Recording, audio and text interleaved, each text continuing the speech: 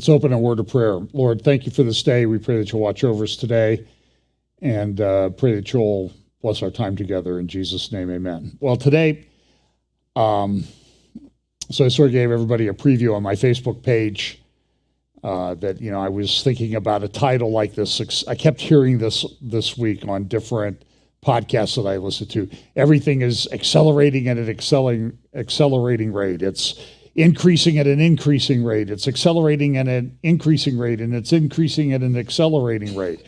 So I selected the easy one and decided to title it that because things are happening very quickly.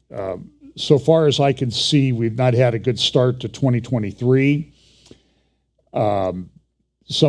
We talk about the convergence of events, and I have some really great Photoshop stuff that is not done yet that I hope to have done today. And I'm in the midst of preparing a bunch of talks. I'm going to be doing a couple talks in Calgary, Canada in early May, the first weekend in May. And so I'm getting those ready. So you can pray for time to get that done because you have a week like this week with Davos. And I think a lot of things that are, they sort of touched on everything. So I'm going to play you just a few clips from Davos today, but I have about 30 or 40 hours of videos to watch from that mess. And I watch them so you don't have to. But we talk, it's really incredible. So I talk about acceleration, convergence, logistics, understanding. It's nice to see everybody's kind of catching up with the accelerating part. And these are secular programs. These aren't even Bible prophecy programs, but they do talk about this.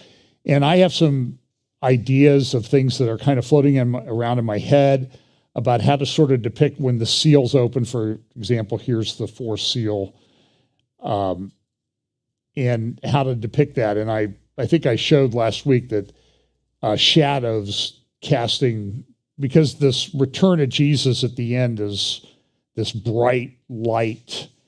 And so everything I think that happens there will have shadows that cast themselves long before those events happen. And as you get closer to these events, they're clearer. You're not in the shadows anymore. You're actually the world will be in the event. But I also think that when these things happen, the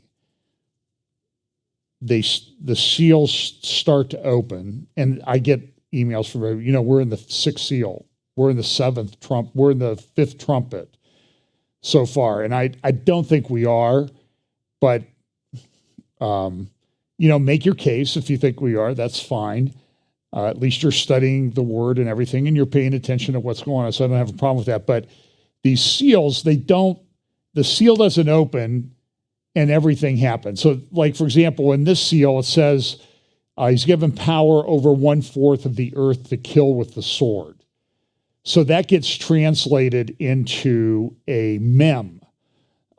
He's going to kill 1/4 of humanity. But I don't think that's what it says. He's given power over that, and he has this empire has the ultimate authority to do that, but I don't know that they actually do that. That's not exactly what the scripture says. That's my opinion, and it's probably a very minority opinion. If you disagree with me, that's fine. I talk to my friends all the time that have opinions that don't agree with me, and I try to be very gentle about, I think you're just wrong, or I ask them a question about it, and they think I'm wrong too. But also remember that this whole thing is a birthing process. It's not a C-section. It's not going to happen quickly. It's going to be long and drawn out. And so you see things like when you see the fifth seal, you see the martyrs under the throne. And I think this is kind of an interesting sequence. The martyrs under the throne saying, Lord, when are you going to avenge us? Now, I think the way that verse should be translated is, hey, when are you going to get around to pouring your wrath out on humanity for what they did to us? And it's kind of interesting because they're under the throne in heaven and they're saying this. And then in the sixth seal, the people of the earth say, oh, protect us because, the wrath of the Lamb has come. So in the fifth seal, the martyrs don't know that the wrath hasn't, they're looking for the wrath. And then in the sixth seal, the people in the earth say, hey, here it is. So I think there's a sequence there, and I will tell you that everybody on the planet probably disagrees with me, and that's fine, because I think this verse is operative, that as we get closer to the end, none of the wicked shall understand, but the wise shall understand. We're going to have better understanding. I went to the eye doctor recently. I've used that example all the time. I always get the E on the first line because I memorized it. And now you know what they do? They're mixing them up. So I've had a pretty good eye doctor, and he's got one of my eyes corrected down to like 20/10. But I can never remember which one it is until they start putting the things up there. But if I take off my glasses, being nearsighted, I can't see a thing on that eye chart. I know the E, but I can't see it. And it's sort of like, but as I walk closer to that chart and I get close to it, it's crystal clear. I can read all the way down to, made by whoever made it when I get close to it, even without my glasses. And I think this is how Bible prophecy is going to unfold. As we get closer to it, everything's going to get sharp and come into focus. And we're all going to have 20/10 vision at some point. But until we get there, I just think there's going to be disagreement. So just so you know that I'm preparing some things. I'm preparing for a conference in the UK. I'll post some stuff about this when information's available. Weekend conference, I think it's June 16th to 18th in the UK, and I might be over there, so if people want to contact me about before that time, kind of have to get home after the conference. Well, I can stay a little bit after the conference, particularly if you have a nice golf course that I could play or something like that. I'm just saying, we'll talk about prophecy for golf and food. I don't have any requirements, and you don't have to do it. That's fine. But if the Lord leads you, to do that. And then I already mentioned Calgary in early May, and we'll be going to and from that. So might be able to work some things in on the way to or from Ohio to Calgary and back. So here's this verse came to mind this week, and somebody sent it to me, and I thought this was a good one to start with. Psalm chapter 2. Why do the nations rage and the people plot a vain thing? The kings of the earth set themselves, and the rulers take counsel together against the Lord and against his anointed, saying, let us break their bonds in pieces and cast away their cords from us. He who sits in the heavens shall laugh. The Lord shall hold them in derision. Then he shall speak to them in his wrath and distress them in his deep displeasure. So that's coming. And we saw, if I had to describe Davos and what's going on, it's like people building Babylon is what you're watching. And the Lord is going to deal with that final Babylon. And there's a lot of discussion about what's the exact shape of it? Where's it going to be? What's it going to be? And one of the thoughts I had this week was, if you look at the prophecy pattern in the Bible as prophecy, so what happened in the past is a pattern for what will happen in the future. So, for example, among Orthodox Jews, there is a tradition that what happened at Hebron, at the tomb of Abraham, is a pattern that will eventually show forth or come about in the future. And what happened when Abraham died, Isaac and Ishmael came together, and reconciled at the funeral of Abraham, at the tomb. And so that is believed to be a picture of the ultimate reconciliation that's going to come about in the future in this conflict that goes on between Jews and Arabs, which it's still going on. But ultimately, it's believed that this is going to resolve itself. And you will see, for example, even in the Arab press this week, they were talking about how important Hebron is to this whole process.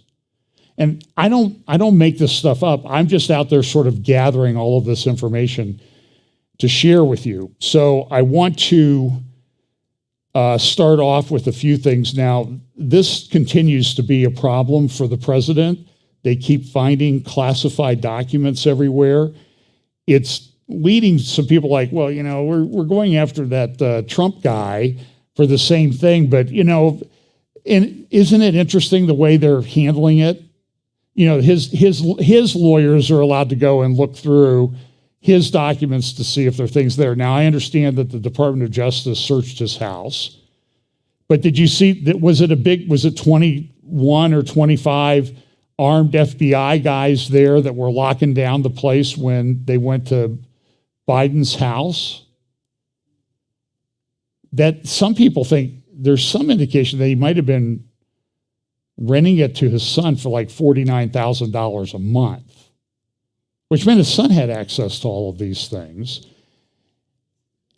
And the one thing that you can glean from all of this that, and like I said, I do watch MSNBC at times just for the sort of the same reason I slow down when I go by a car wreck, okay? You're curious as to what happened. And you shouldn't look, but you just can't help taking a peek. And what you find there is hypocrisy on an epic scale. And so I have come up with the phrase, if hypocrisy were water, the world would drown. And it would be another flood. So I almost thought I was going to title my update this today, but I thought that would, but anyway, so you know that I at least thought about it. And just so you know, Joe Biden has under 2 years to go now, if you're keeping track. He has 1 year, 363 days or 64 days. So, but who's counting, right?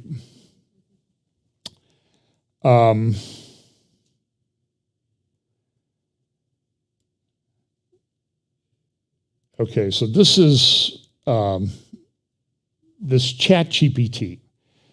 One of the subjects at Davos, and I didn't get my videos edited on that, but I'll just sort of bring it up here, is that OpenAI has developed this thing called ChatGPT.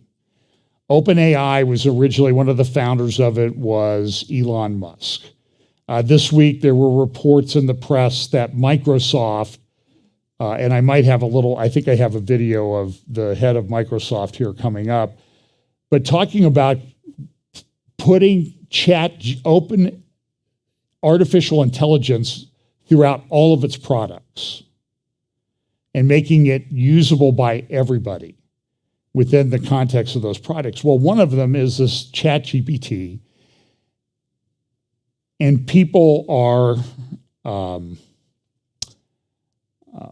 using it for everything. I jokingly, to a friend of mine who writes, he speaks some and he writes on Bible prophecy, I said, maybe I should just get ChatGPT, since I have trouble getting all my work done, and say, please create a series of charts and timelines in the style of Clarence Larkin based on my friend's blog post about Bible prophecy, and see what happens. And that would be interesting.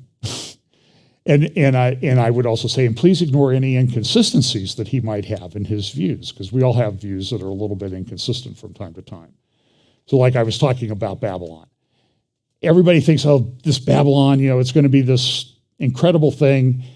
But maybe not, because the original Babel wasn't finished when God intervened. But what was the problem was the intent of the people. And what you see with this Davos and thing is the intent of the people of all of what they want to do and the control that they want to have and the religious thinking behind it.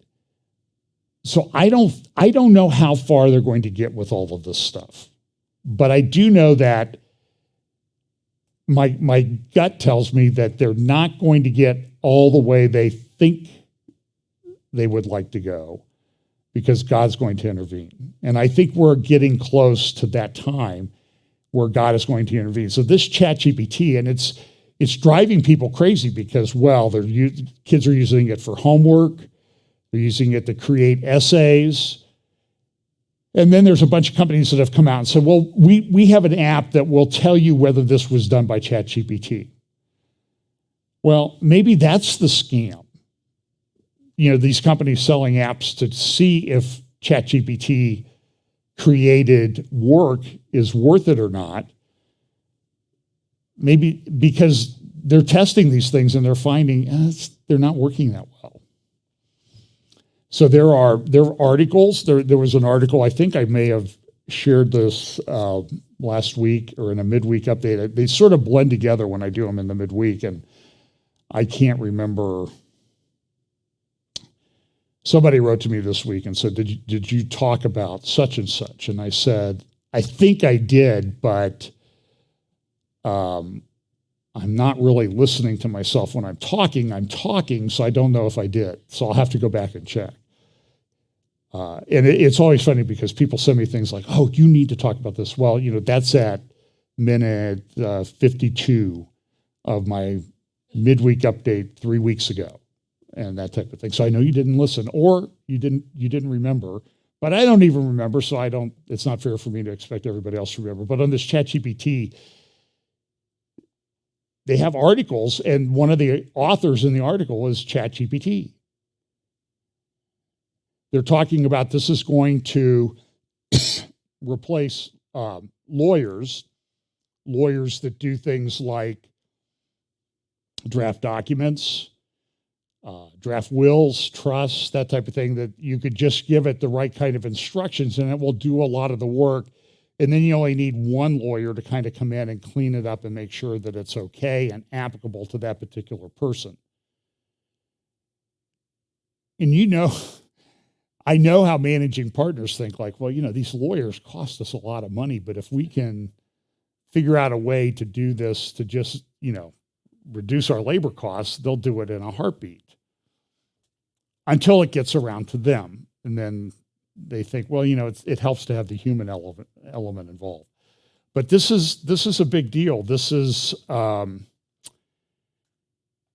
here's one, abstracts written by scientists. This is out of Nature magazine. Abstracts written by ChatGPT fool scientists. So the research scientists will be able to tell if somebody makes up an article based on data that is done by ChatGPT and artificial intelligence. And guess what? They can't tell now. The scientists, the research scientists that are supposed to be so good at this stuff. So it's becoming a problem. Now, I've been meaning to do something on this. I'll just mention it briefly and sort of broad terms. This organization, who is the organization? Yes, the answer is who is the organization that is developing different guidelines that they're trying to incorporate into law. So if you look at their international health regulations, they have a provision in here, and they say the international health regulations are an instrument of international law that is legally binding on 196 countries, including the 194 WHO member states. And they talk about how these grew out of an endemic that overran Europe, and they create rights and obligations for countries. Now, we have a constitution in the United States that says if there's an international treaty, it has to be approved by 2/3 of the Senate, which is never going to happen in this world. At least in the politics of today, nobody has 2/3 of the Senate, and they can't agree. By the way, even in Ohio, where the Republicans have veto-proof majorities, did you see what happened with the Speaker of the House recently? The Republican Party put forward a speaker, and about 22 Republicans didn't like him, so they joined with the Democrats to elect another Republican as speaker that wasn't approved by the controlling party of the House of Representatives in the state of Ohio. So even when you have these veto-proof majorities, the politics are so divided that nobody can agree to get the 2/3 that you need. So there would never be a treaty approved, but that's what the Constitution says. The problem is, how do you challenge that? So this is how Obama got the JCPOA thing with Iran through. It was really should have been a treaty, but he made it up like it was an agreement that he could approve. If somebody went to challenge that, it was likely that the court's going to say, you don't have standing, you don't have a dog in this fight. Well, I'm a citizen of the United States. I have a right to have treaties approved. Well, that's not, you don't have enough to bring the controversy before the court. That's how it goes. So what happens then is that somebody who wants to usurp a lot of executive power can just go ahead and do so, even though the Constitution seems to say differently. And that's a problem in the United States. And by the way, I'll talk about it, it's a problem in Israel too. But then our own government agency charged with health, I hesitate to use their name, but I will say that this is what they say on their website. The International Health Regulations from 2005 are a legally binding agreement on 196 countries. This is what it says, legally binding agreement to build the capability to detect and report potential public health emergencies. And so now there's a whole host of things that WHO is trying to get. I feel like I'm doing an Abbott and Costello routine here, that WHO is trying to get through. Who is trying to get through? Yes, that WHO is trying to get through. No, I'm asking I'm telling you who is trying to get through. And so here's one of the, Abbott and Costello did a little bit better than I am. But at the global level, who shall strengthen capabilities to, and down there you see counter misinformation and disinformation. Then they talk about facilitating in Part C, facilitating sharing of biological materials and genetic sequencing data, and transparent subject to equitable access to benefits derived therefrom. You can see that what they're doing is they're turning this whole digital thing into a big deal. And I played this clip from the G20 meeting that took place in Indonesia and Bali not too long ago. And listen to this health minister. I think he's from Indonesia. Let's have a digital health certificate acknowledged by WHO.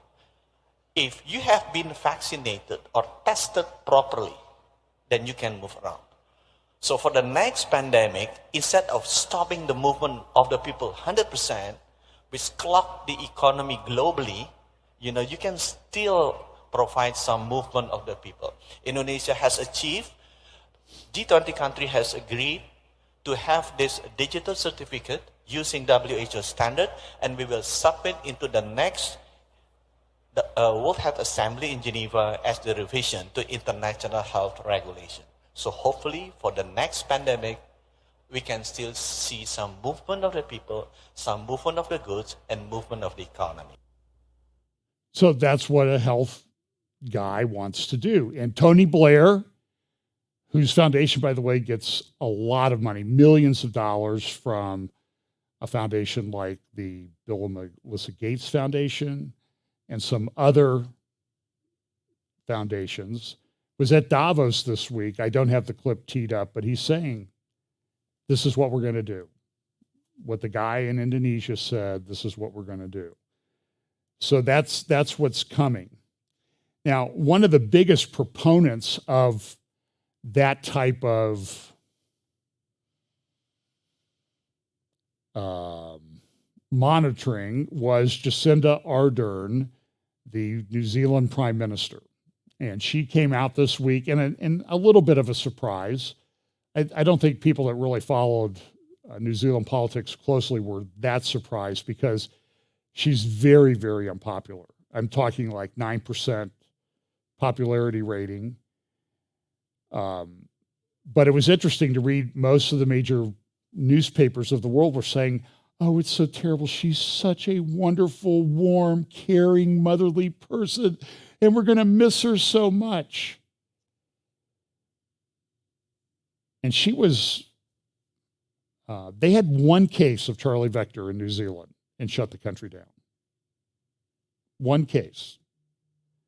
By the way, the person that has replaced her, is going to replace her as prime minister, was the director of the Charlie Vector policy. And remember, just to remind you what this warm, loving, caring person said, this is what she said a couple years ago. The most up-to-date information daily. You can trust us as a source of that information. You can also trust the Director General of Health and the Ministry of Health. For that information, do feel free to visit at any time to clarify any rumour you may hear, covid19.govt.nz. Otherwise, dismiss anything else. We will continue to be your single source of truth. We will provide information frequently. We will share everything we can, everything else you see, a grain of salt. And so I really ask people to focus. The most egregious example of that appears to be this text which originated in Malaysia and has become a viral hoax in Australia and in New Zealand. How irresponsible is it the people that are sharing that news of a lockdown imminent in New Zealand? Yeah, and look, that's the kind of thing that adds to the anxiety that people feel. So I continue to share the message. New Zealanders must... Well, you get the point. She was not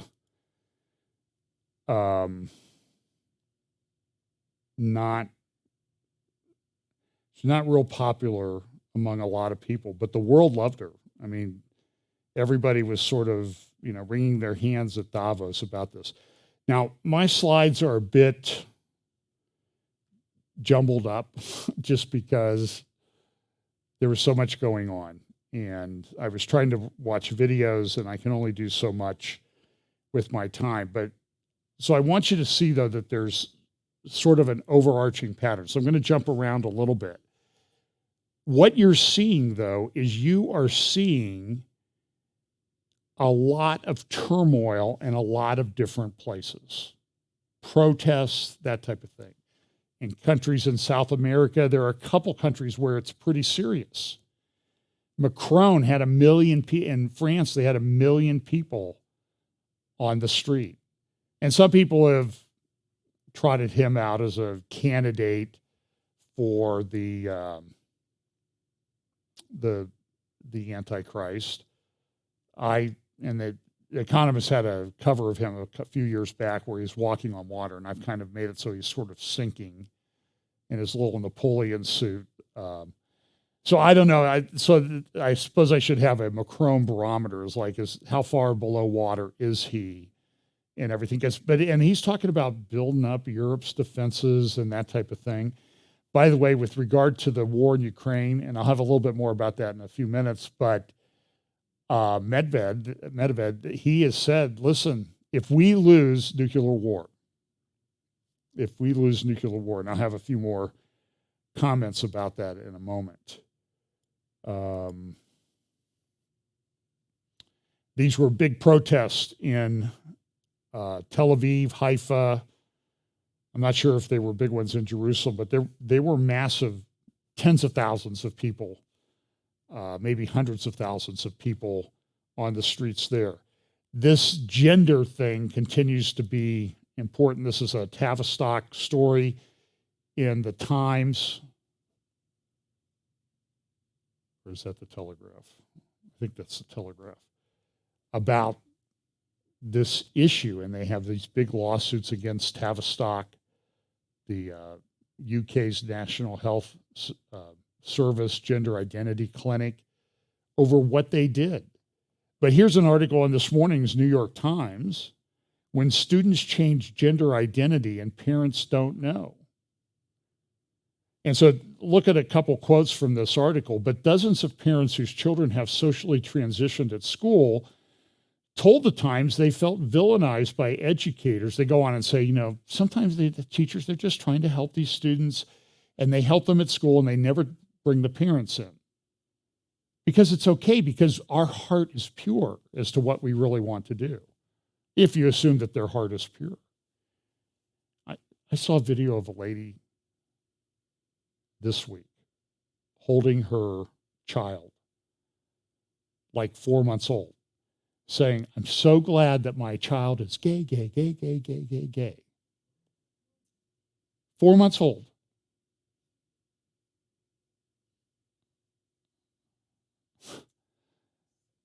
What's the old saying? If the Lord doesn't do something quickly, he needs to apologize to Sodom and Gomorrah. But dozens of parents, this article in today's New York Times, whose children have socially transitioned at school, told the Times that they felt victimized by educators who seemed to think that they, not the parents, knew what was best for their children.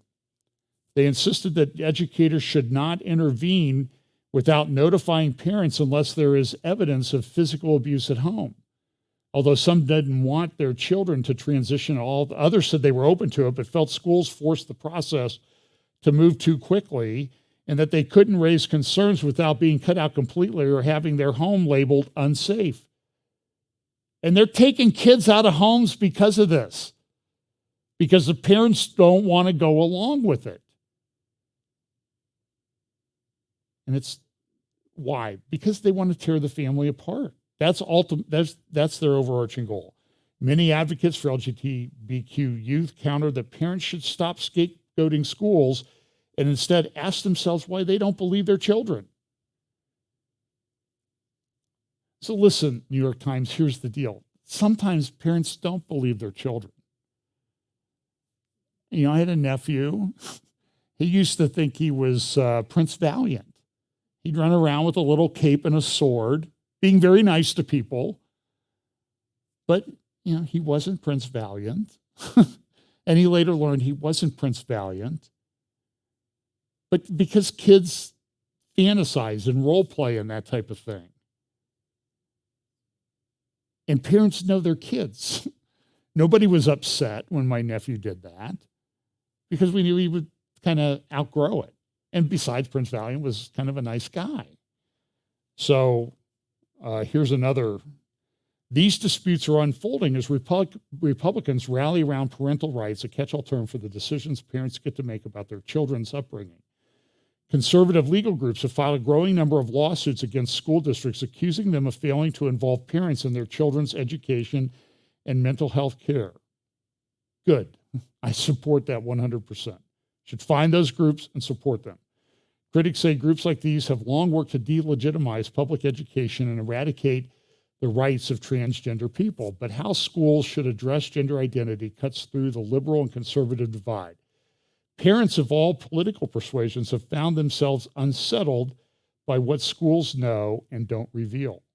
And that I applaud the New York Times for making a truthful statement. Now, I have talked about this a lot. I've gotten some pushback about it. But this week, and China is in a demographic collapse. Now, it's going to take time. It's not going to happen. They don't go from 1.4 billion people, which they probably don't have. It's probably more like 1.2 because they've been overcounting. So people move into the cities and they continue to count them where they lived in the rural areas. So they get double counted.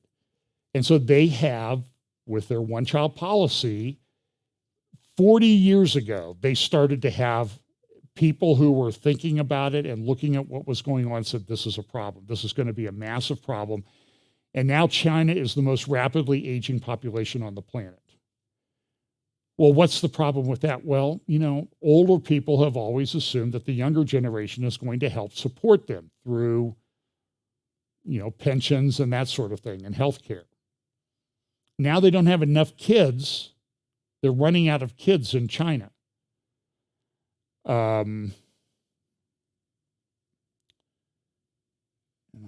really good article on this. I think it's this one. And so here's, well, there's a couple things going on too. Here's an article. This is about a dam. The specific project they talk about is in Ecuador, a hydroelectric project dam in the mountains. And what they're finding is that a lot of these Belt and Road Initiative projects are just falling apart. Remember the old saying, oh, do you really want to buy that? It's made in you know where. So now they make a dam and they have the same problem. So their things are falling apart.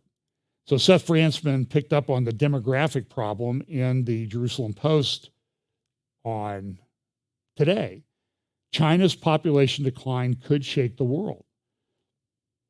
And I think Seth is correct. And I give him credit for saying things I've been saying for a long time. We had dinner. I don't think we talked about it at dinner. He's a smart guy. He came up with this on his own analysis. And he does mention in there that, look, this is a problem because what happens, is it really going to happen? Are the forecasters correct? I can say in this case, this is pretty much unprecedented in human history on this scale. The economy that everybody thought would soon be the biggest economy in the world, and it may get there, but they're going to decline rapidly. In 30 years, they could have half the people that they have now. They already have massive numbers of empty cities and apartments all over China because they overbuilt. So what does that do to their real estate market when they just don't have the people to fill those places up that they built? They're already tearing some down. Whether the Chinese government wants to admit it or not, it's fairly well known. But this is a problem that started 40 years ago. We're now seeing the results of it. And Seth in his article makes a good point is what China has goals. We know what the generals and the people in charge of the CCP have wanted to do in the world. They want to be it. They want to control it. So they've tried to foster that Belt and Road, financing, cheap labor, that type of thing. Now they don't have cheap labor. Because why? Because they don't have the laborers. They also they right now have a military, but in 20 years, they may have trouble getting people for their military. It's the same problem with Russia. And so what you have right now, and this is why I think it plays into the wars, rumors, wars part of Bible prophecy, is that you have a number of countries that have things that they want to accomplish, but they've hit the demographic wall, full speed. The Tehran Times and other newspapers in Iran were saying last year, and I think they were saying it because they wanted to change it, but they said that Iran had the fastest collapse of female fertility rates in human history. So if you want to accomplish something, what do? Well, maybe you go for the war now. Now, will China attack Taiwan? There was a report put out by the Center for CSIS is the acronym for it. And they put out a thing about, is China going to attack Taiwan? And it was pretty good. They said, it's not as easy as they think. They have to land people. They have to take people across this ocean, put them in there, control everything. And it's going to cost a lot of money. It's going to take a lot of resources. And then they evaluated, does the U.S. have the ability to stop it? And the answer was, well, maybe not, because we have a Navy, we could put assets in there, but China has these hypersonic missiles. And so a plane can shoot a hypersonic missile, and it's not even anywhere near where our artillery and anti-aircraft systems on an aircraft carrier can shoot it down. And one missile can take out an aircraft carrier. But then you have to figure out, does China have the sufficient landing capability? And I don't know that they're there yet. And they have a lot of ships. They have more ships than we do, but the ships are sort of very limited in range and function. But are they going to do this because they know, Xi Jinping knows that this is a problem. He knows that the population is going to decline. He wants to leave a legacy behind. He's, I think he's my age. He's like 68. And when you're that age, you start thinking about, what am I leaving behind? Now, when you have thousands of nuclear weapons and a big military and are used to having a lot of people, your thoughts about what you might leave behind in terms of a legacy are a little bit different than me, which sort of revolve around shooting my age on the golf course, getting closer, only because I'm getting older. So it's just chasing the declining ability and the age thing. I just haven't quite gotten within one, but so who knows if that's ever going to happen. So China's their value. We're gonna put our growth together. That type of thing. This is an editorial from the Wall Street Journal, Adam Schiff, Disinformation Man. And the Twitter documents are showing that all these people are engaged in disinformation. The director of the FBI went to Davos. I don't have the clip teed up yet. And he was on a panel. They had a panel about disinformation. The chair of the panel was Brian Stelter used to be with CNN. Remember, he got fired by CNN? But that was an awful experience for him. Why? Because he went right from CNN to being a fellow at Harvard School of Business or Harvard School of Government. And so you're in the pipeline. You're always going to be taken care of. And they also had the director of the FBI, Christopher Wray, was on a panel talking about how we need to have companies and government work together to control disinformation. They don't even hide it. The government's not allowed to do that in the United States. It's against the Constitution. At least the last time I read it, it was. But I mean, the Supreme Court can't even identify the leaker. This is an interesting article in the Jerusalem Post. A rabbi created a sermon through ChatGPT. So I'm going to need to put like a little footnote disclaimer down and blow it up, sort of like, this ChatGPT. I actually posted this on Twitter. All tweets are my own. No generative AI was used in creating these tweets or posts that I put up. They're my own words. No artificial intelligence, maybe a little bit of wisdom thrown in, I hope. But I'm going to have to put a disclaimer up that this was not generated by ChatGPT. I'm not going to use ChatGPT, but I mean, we've seen plagiarism scandals for preachers, off and on around the country. What do you think it's going to be like with ChatGPT? Is it real or is it ChatGPT?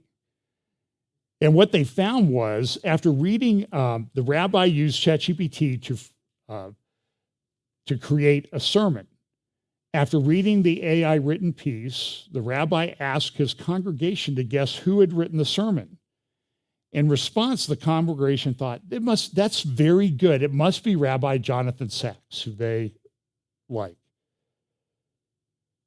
The rabbi then expressed fear over the advancement of AI. He expressed fear of knowing where content comes from. By the way, they were wrong. It was written by ChatGPT. The question then is, what's it going to do to jobs? And I've said they're already talking about white collar jobs, lawyers, programmers could be overtaken by this. So then you have people who don't have a job. And what they provided to society, we don't need them anymore. And now we're into that area that Yuval Harari's been talking about for years. Like 5 years ago, he was talking about this. What happens when people no longer can provide a service and they have no benefit to humanity?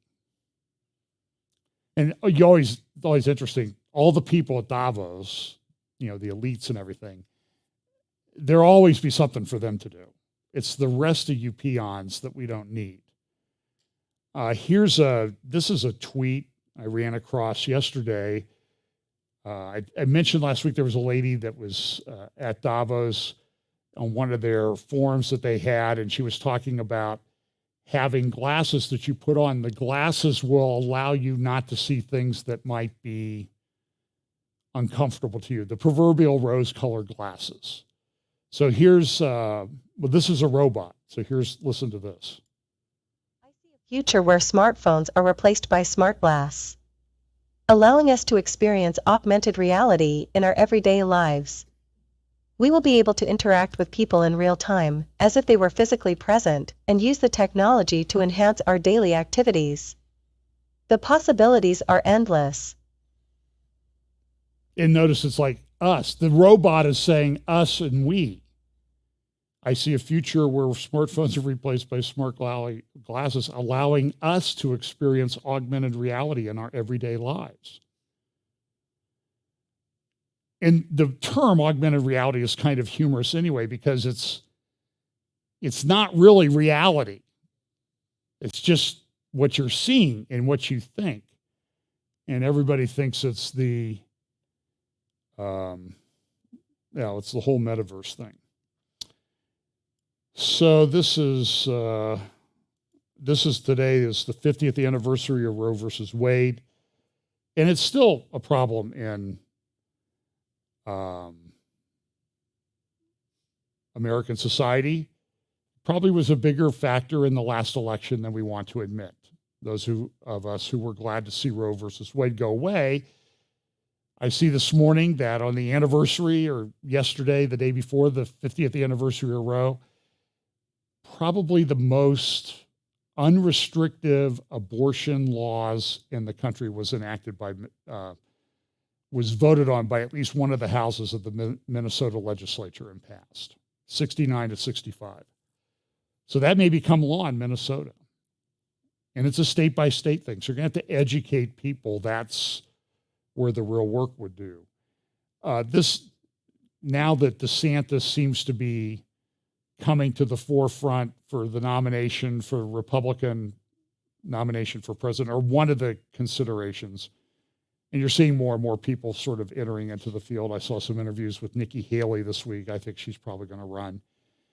So DeSantis, remember a couple months ago, he fired the prosecutor in Tampa. He said, "You're not doing your job." So the guy sued him in federal court. Now, there's a thing called the 11th Amendment, and there's also some case law in the federal courts that say that if you bring something in federal court that really should be in state court, the federal court has no basis for moving forward. I remember these cases because it was the subject of the moot court competition that I was involved in my first year in law school a while ago. So 45 years ago. 45. And, but that didn't stop the federal judge. The federal judge concluded, I don't have any basis. I can't make the ruling. So that should just be it, right? I'm not allowed to make this ruling. That's not what he did. He tore into DeSantis. He's a Clinton appointee. You know, he's on senior status. He's leaving his legacy behind, so he's going to rip Ron DeSantis because he doesn't like him and say he violated the Constitution, he violated his free speech rights, and it was questionable whether the guy was doing or not doing his job. It's not like you let every criminal out of prison, the judge said in his opinion, but it doesn't make any difference. Oh, here's that other article that I had about Macron wanting to increase France's military spending. So, okay, so here's the disclaimer. I have to play some of the people that spoke at Davos just because they're just so stinking weird that it's hard to believe they're part of the elite. So here's one, a former presidential candidate, John Kerry, talking about global warming. This is interesting. Just, you got to listen to this. It's kind of interesting. I sat up last night. My daughter is here. She does a lot of work in health. And we met up last night. We're sitting there talking, so how do we change the way people are thinking about this and talking about it? And why is it that allegedly wise adult human beings, CEOs, some of them, United States senators, some of them, a whole bunch of folks, want to ignore science and want to ignore mathematics and want to ignore physics and somehow cannot bring themselves to do what we need to do? And when you stop and think about it, it's pretty extraordinary that we, select group of human beings, because of whatever touched us at some point in our lives, are able to sit in a room and come together and actually talk about saving the planet. I mean, it's so almost extraterrestrial to think about, quote, saving the planet. And if you said that to most people, they think you're just a crazy tree-hugging, lefty, liberal, do-gooder, whatever, and there's no relationship. But really, that's where we are. You look at what's happening with species. Half the species of the planet have been already killed. And if you look at the way we live, the incredible sort of destructive process of growth, the way we interpret it, not as enlightened growth, but as a robber baron growth, driven by a lot of different things. We had 18 separate $1 billion cost events in the United States last year. And you look at Pakistan. Okay, that's a mercy pause. By the way, they had like 1,200 private jets show up in Davos. Who's got the robber baron mentality, the big carbon footprint? Also in his talk, he talked about this. He said that we need a World War II-like mobilization to fight climate change. So now I have to play the obligatory King Charles last year in Scotland. As we tackle this crisis, our efforts cannot be a series of independent initiatives running in parallel.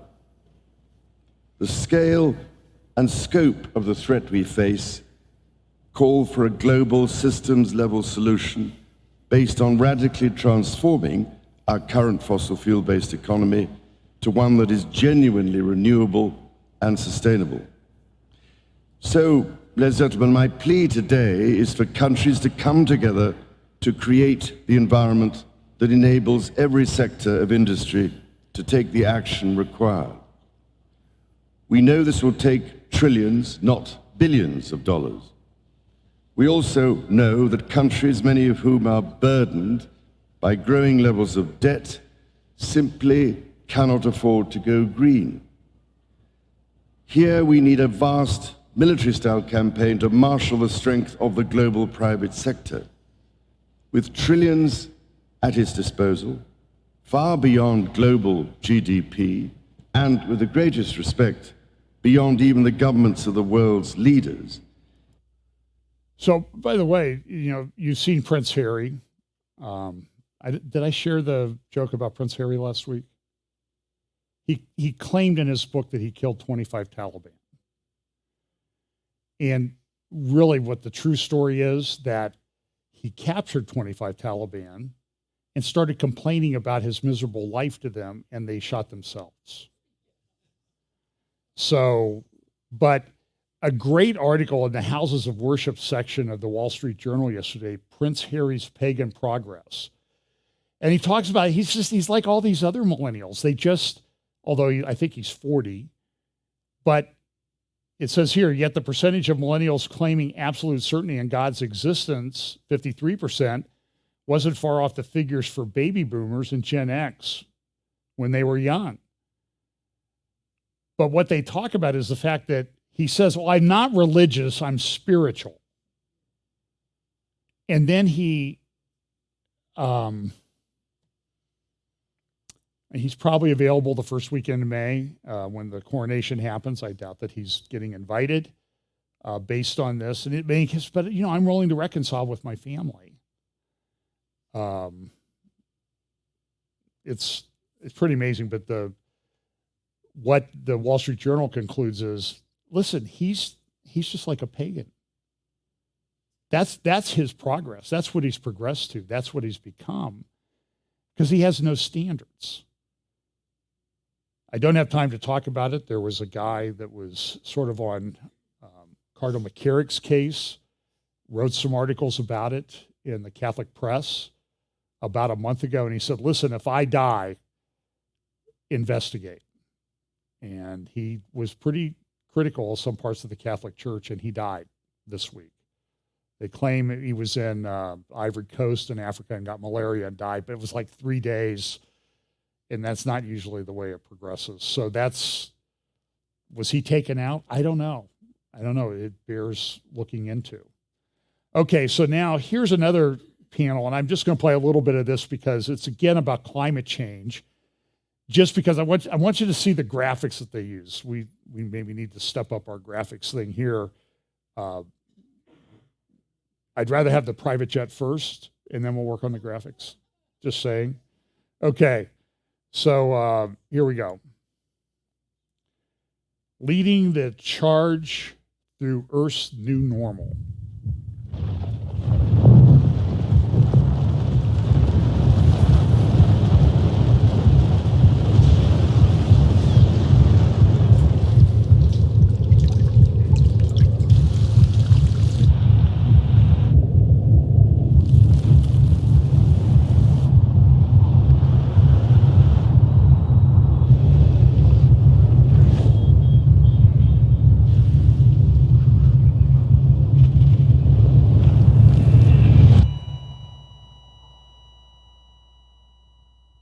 Now, when I see that, I sort of think like, that's life, right? So here we go.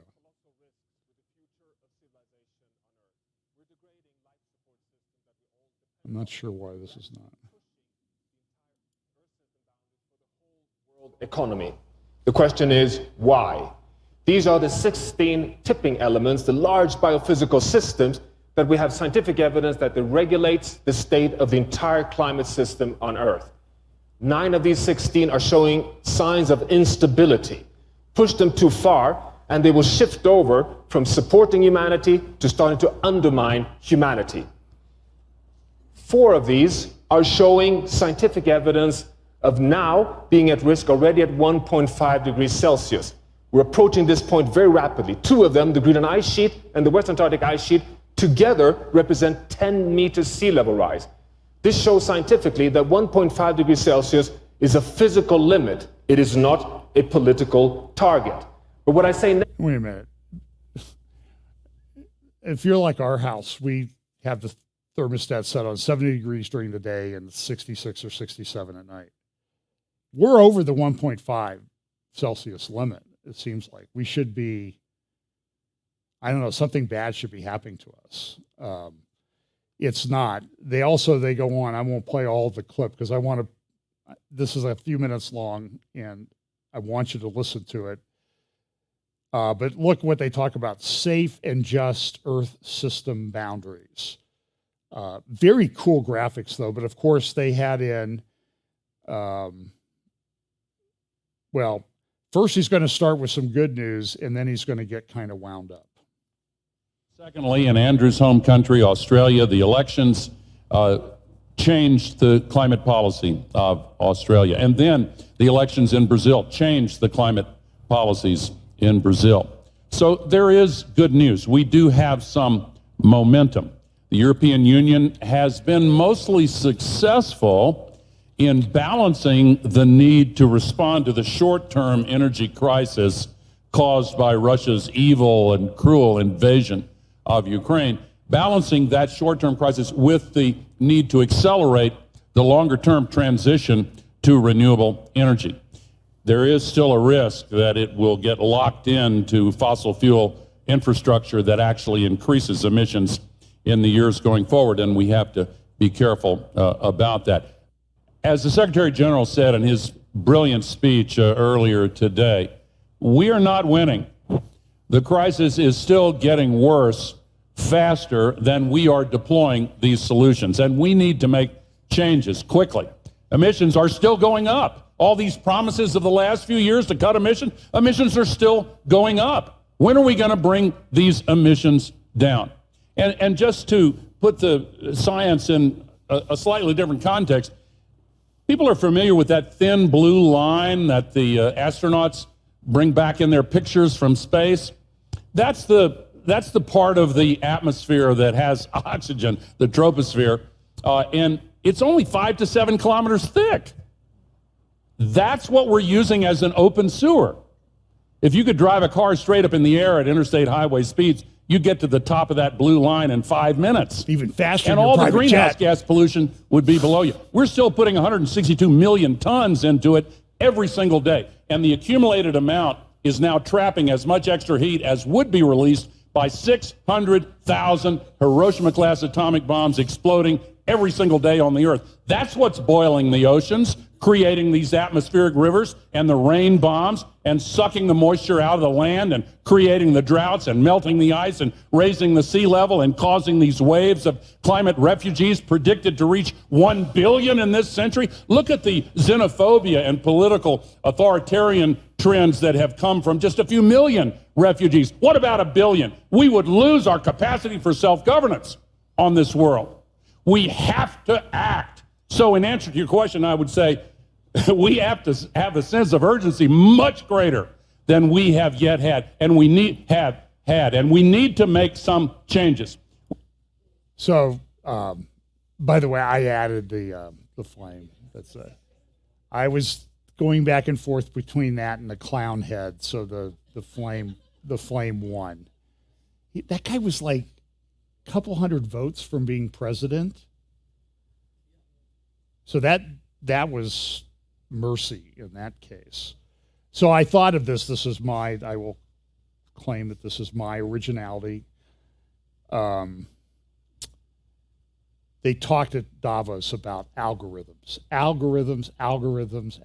So I thought that this should have its own name, and it should be called the Al Gore Meltdownum.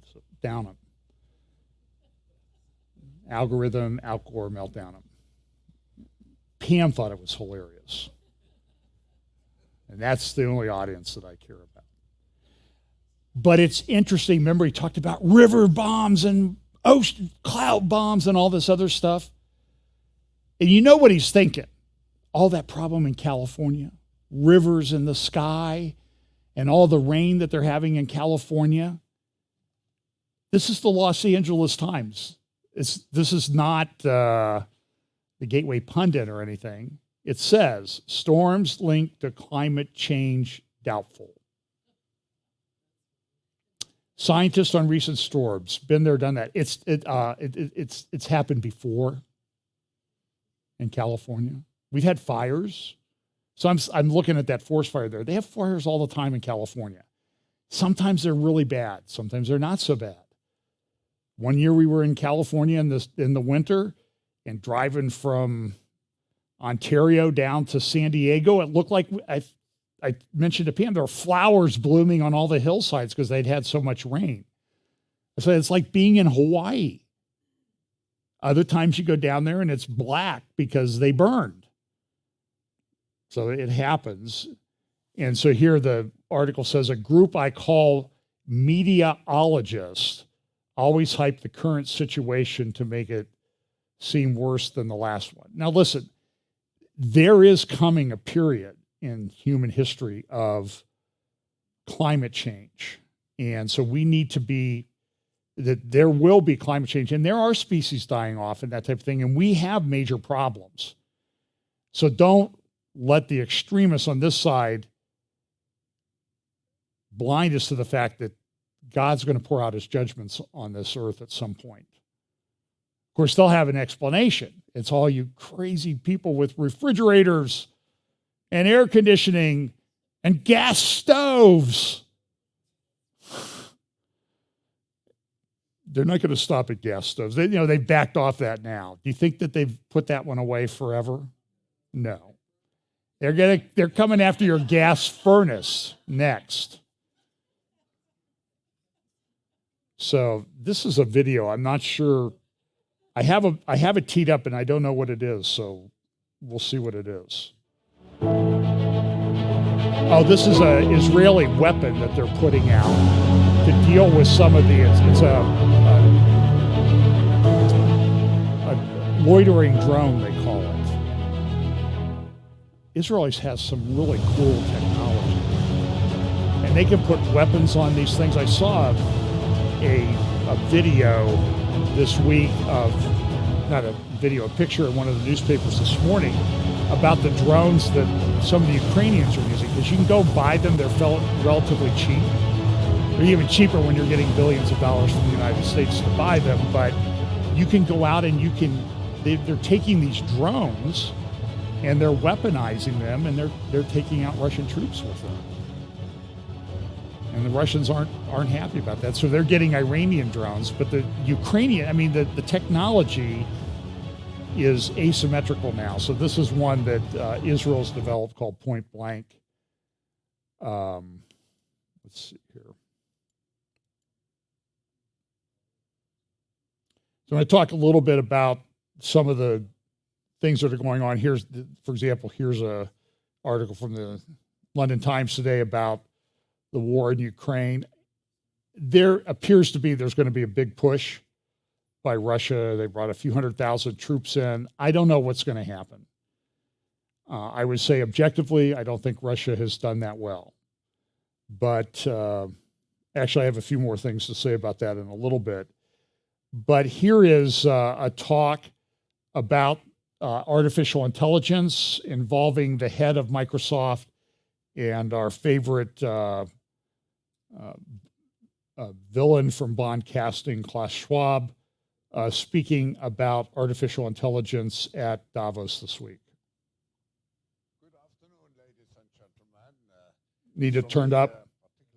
Great pleasure to continue what we did already in the past, to have a dialogue with Satya Nadella, who I don't have to introduce him, who probably is the most regarded and respected leader in industry and chairman and CEO of Microsoft. So, hey, by the way, do you think that Kerry thing is a toupee? I kept, when I was watching him, I wanted to go up there and just yank on it just to see.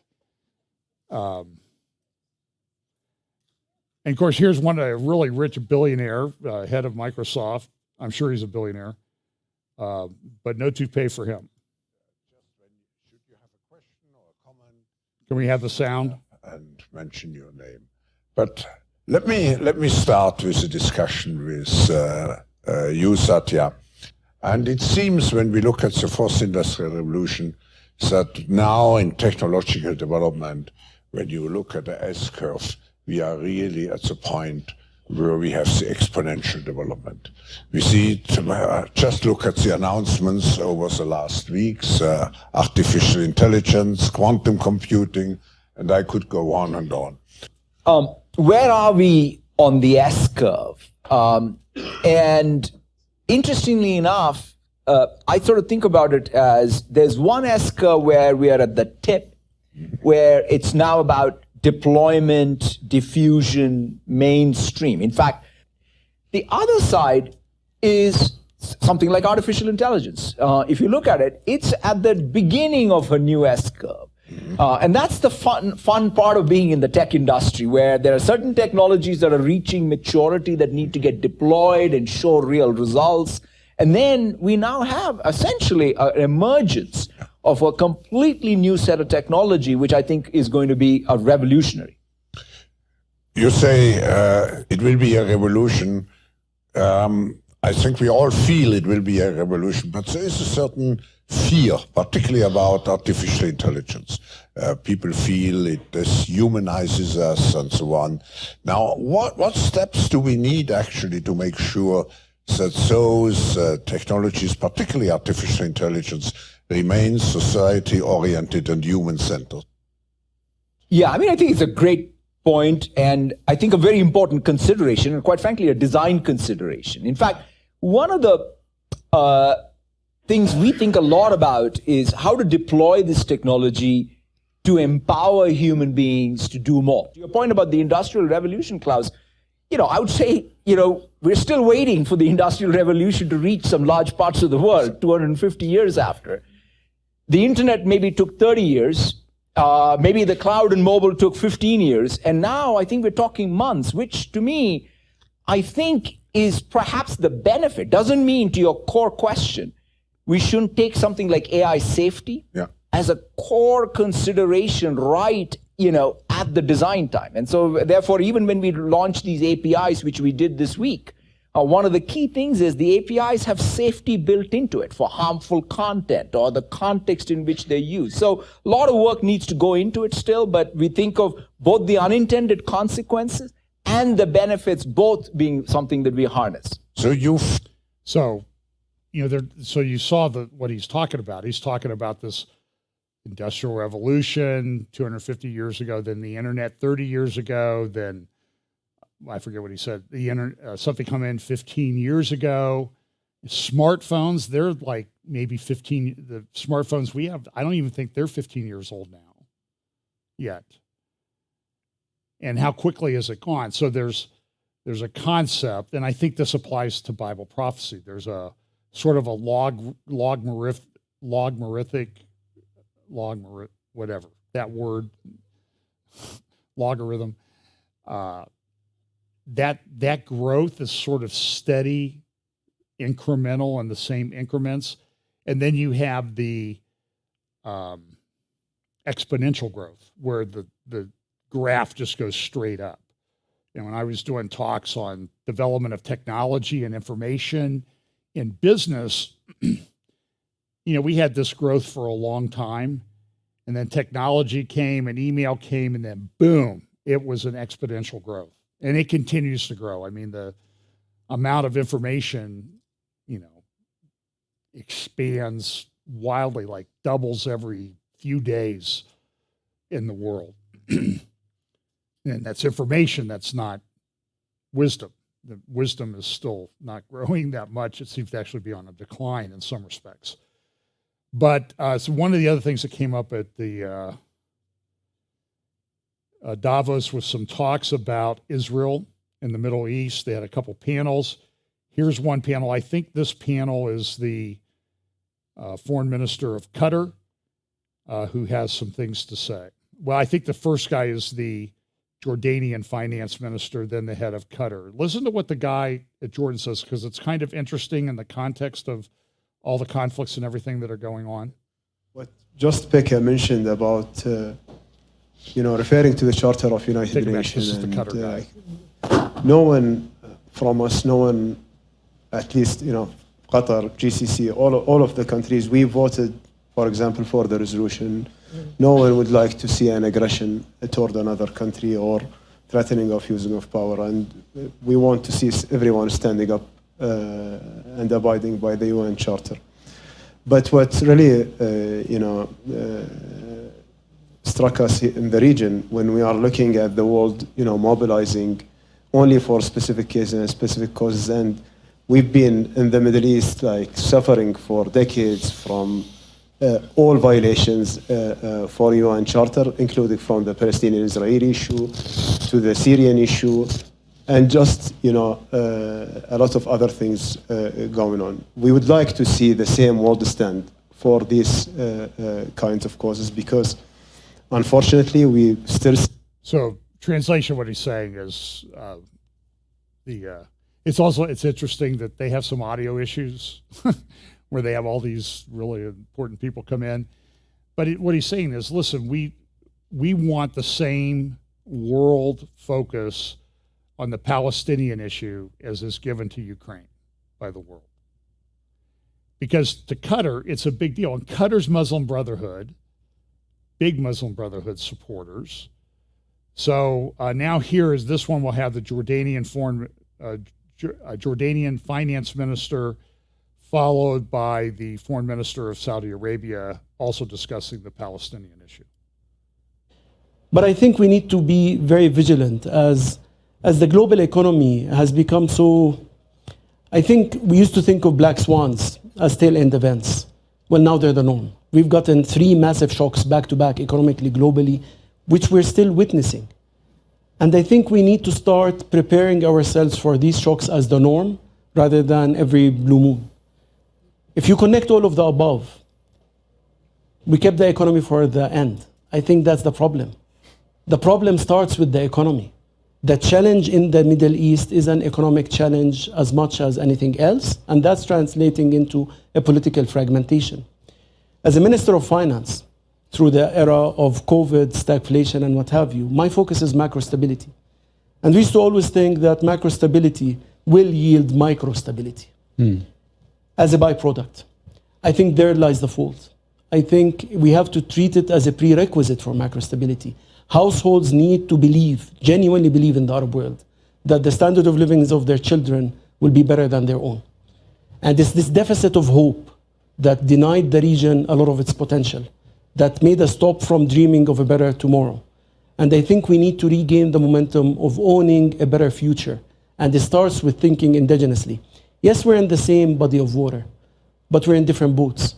There are oil exporters, there are oil importers, and within oil importers, there are countries which front-loaded reform before the storms hit, like Jordan. We got upgraded at a time when many countries in the world are getting sovereign downgrades, and there are countries which haven't. And I think we need to differentiate and vote with our own investment money. What model does the region deserve to have? In Washington, there is a great degree of enthusiasm about the Abraham Accords and what has been seen as a real changing shift in the region vis-a-vis Israel, especially from the Gulf states, the states that have recognized or created relations with Israel, and those that are warming to Israel in certain ways. How does the new government that we see in Israel, one that includes incredibly extremist figures in its top ranks, affect this changing trend? I mean, look, Palestine remains an incredibly important, evocative issue in our region. It remains incredibly consequential and remains unresolved. And the focus really needs to be on a pathway to resolving this conflict. And that's only going to happen with negotiations between the Palestinians and the Israelis in the spirit of reaching real agreements and reaching, in the end, we believe, a Palestinian state with East Jerusalem as its capital. And that should be the priority, and that should be an engagement that we're doing in the international community. The new government in Israel is sending some signals that maybe are not conducive to that. I hope that in the end they will see that it is in their interest, and not just their interest, but the wider region, that they engage seriously on resolving the Palestinian conflict. Because if we resolve that conflict, if we are able to find a resolution that gives the Palestinians dignity, and I like what Mr. Sis just said, hope. Hope is the key. We need to be able to give the Palestinians hope, and the only pathway to hope is a state and dignity and sovereignty for the Palestinian people.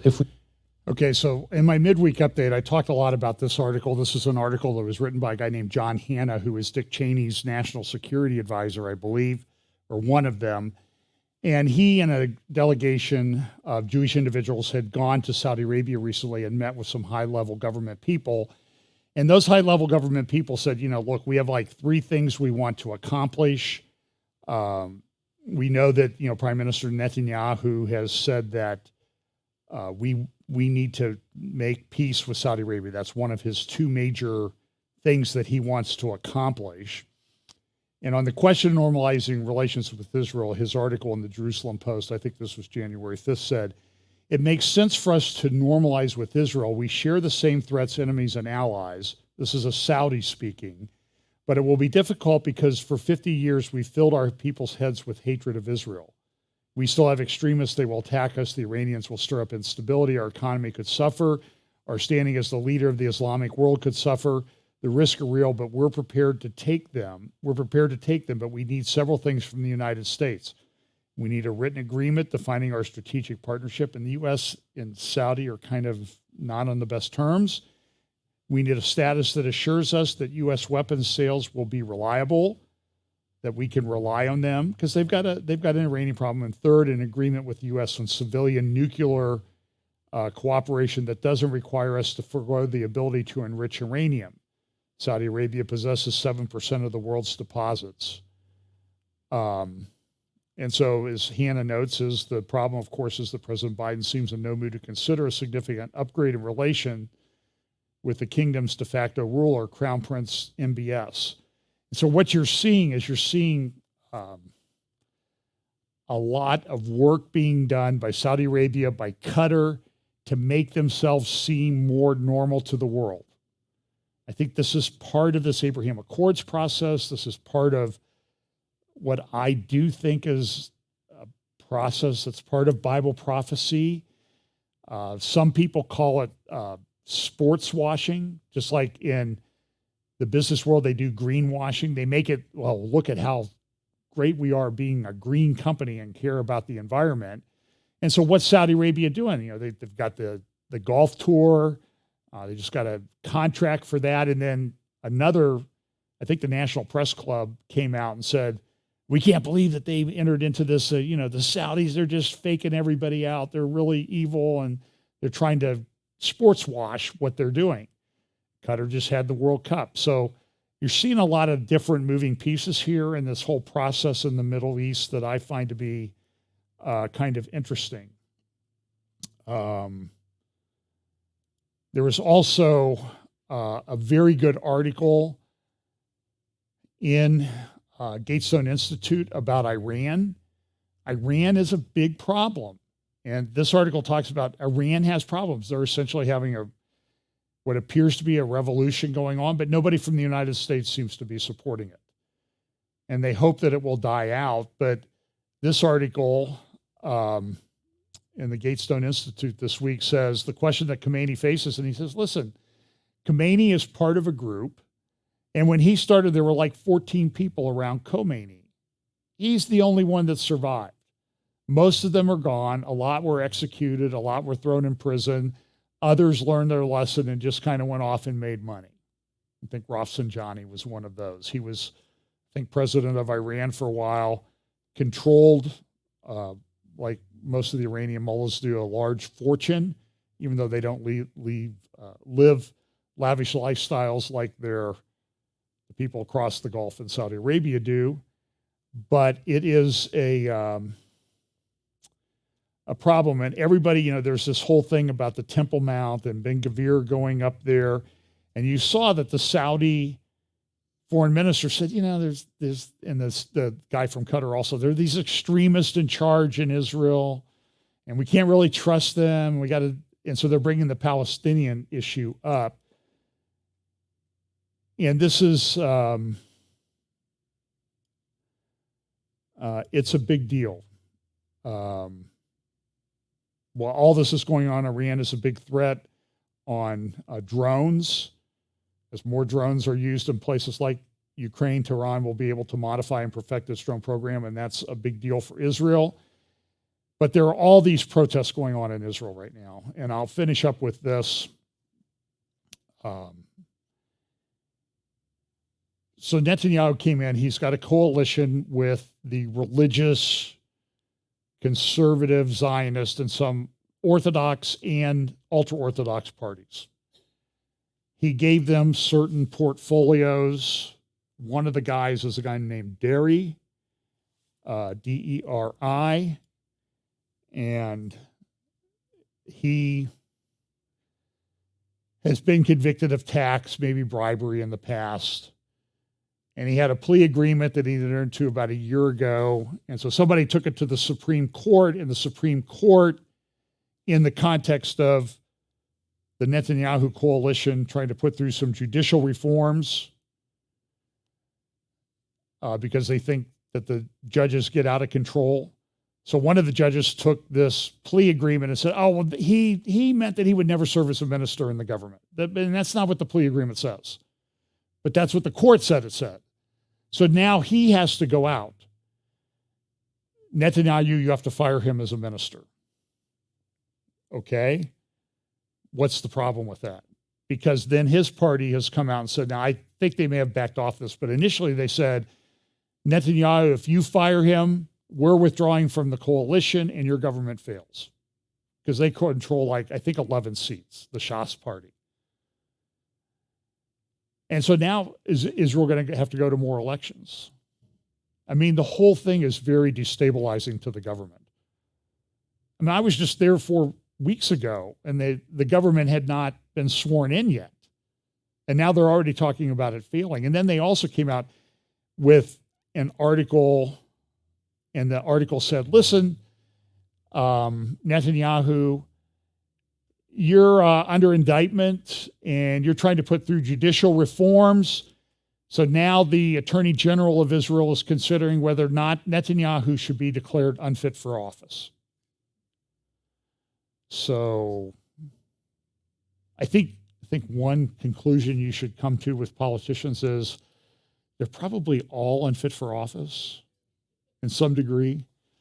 I hate to say that. Politics is compromise. And so, I mean, there are people, I've talked to them in Israel, you know, some friends of mine, they just can't stand Netanyahu.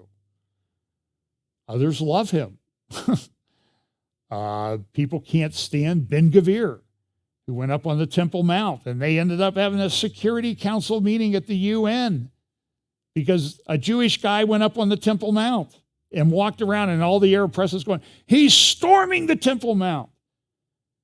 He just was walking around. I've played the video of it.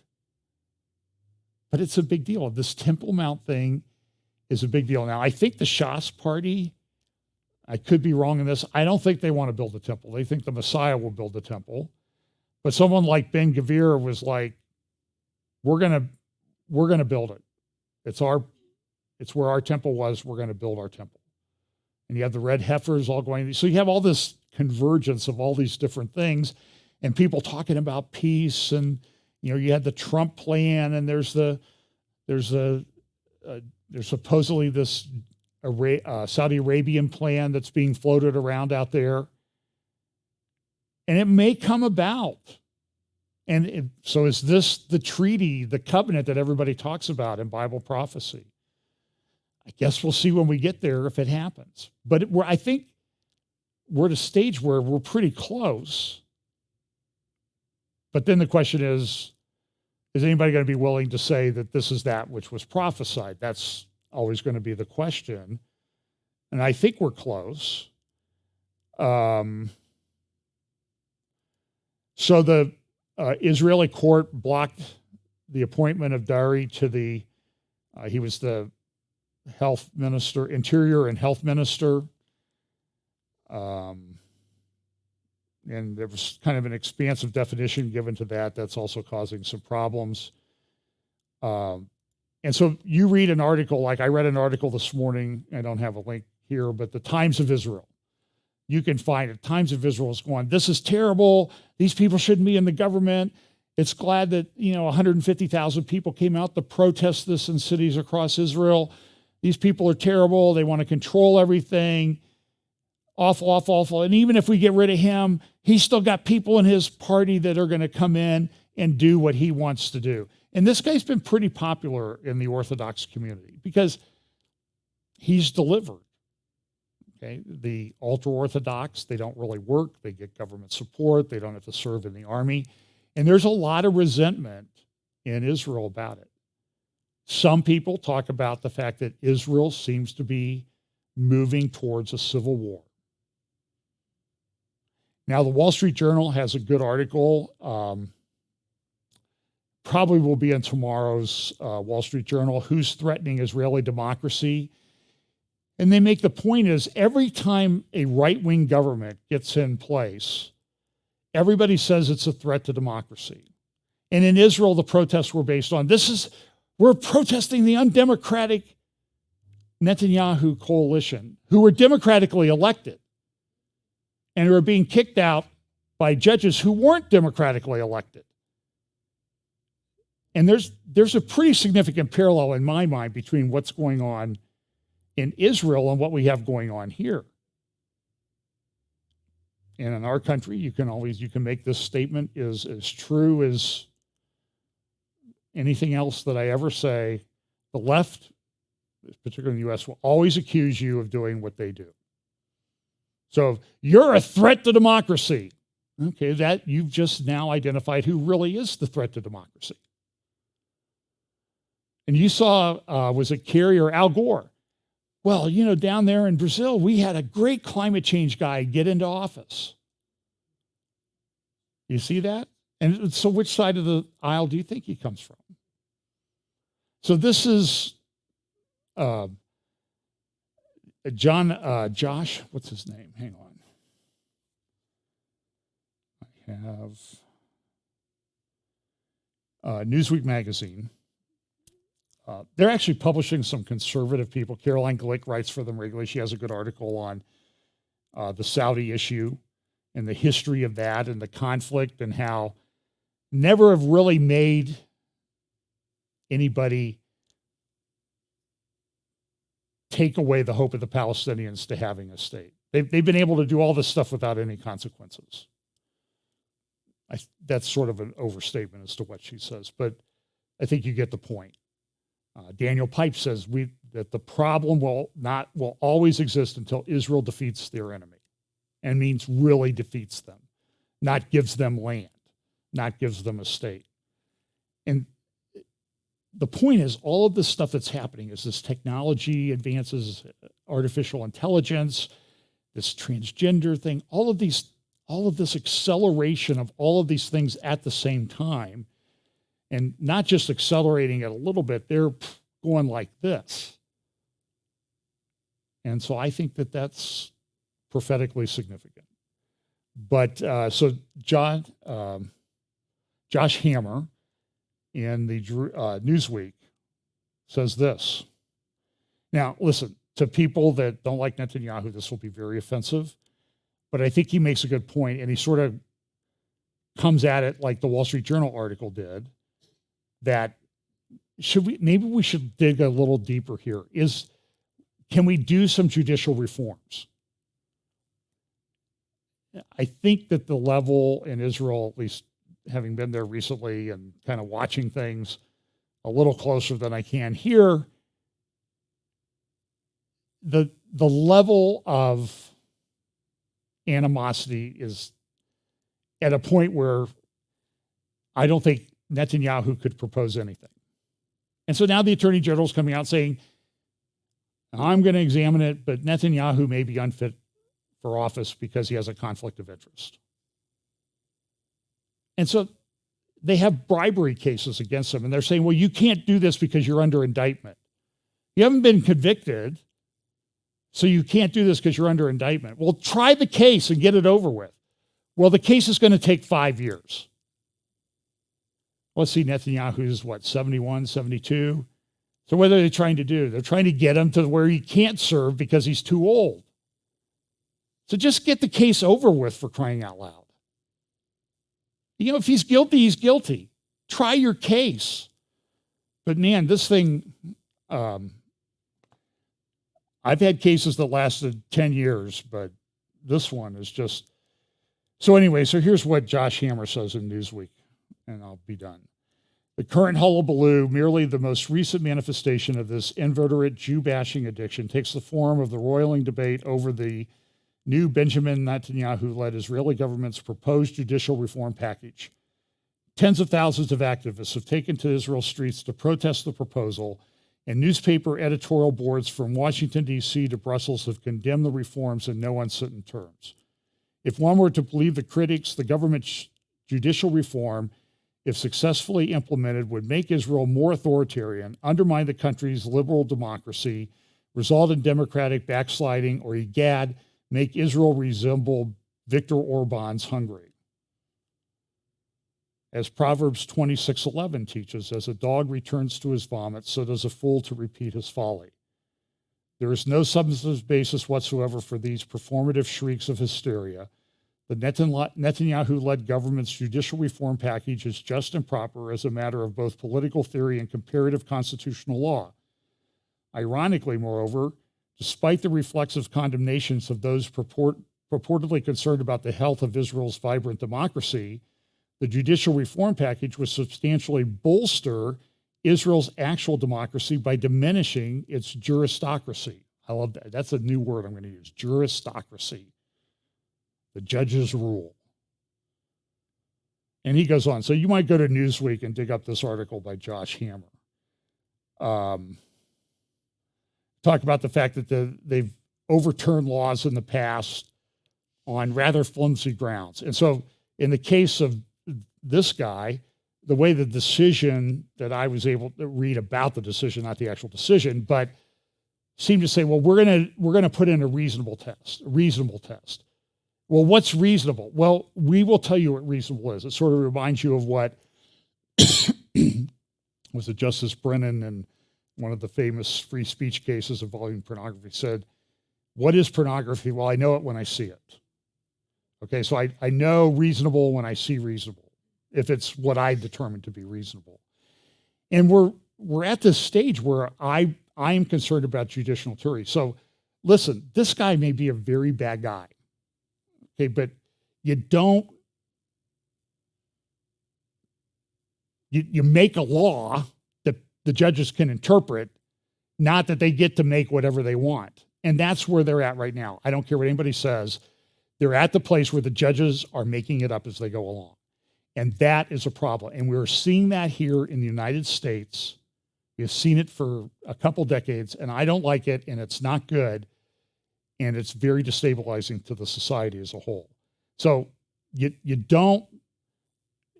I just am concerned that we say, well, nobody likes this guy, so we can get rid of him. We can make it up. And that works. But what happens down the road when it's your guy that nobody likes? Are you going to be there saying, well, the courts can remove him? That's no problem. Do you think that would really happen? And so Israel doesn't have a constitution, but they're in a constitutional crisis. And we're in the same boat here. And I think the fact that you're seeing this all over the world at the same time, in country after country, 1 million people protesting in France, hundreds of thousands in Spain, other countries, Peru. I mean, it's everywhere you look, everything is destabilized. And what does that lead to? That leads to potential problems. So this is, and then this thing in Ukraine, I like this report here on New York Times today. Everything is destabilized everywhere you look. So I'll do a midweek update this week. I'll get through some more of those Davos videos because there were a lot of important issues that were brought up there about technology and where we're going on that side. But there are also geopolitics. So it's a difficult world. So we'll do a midweek this week sometime.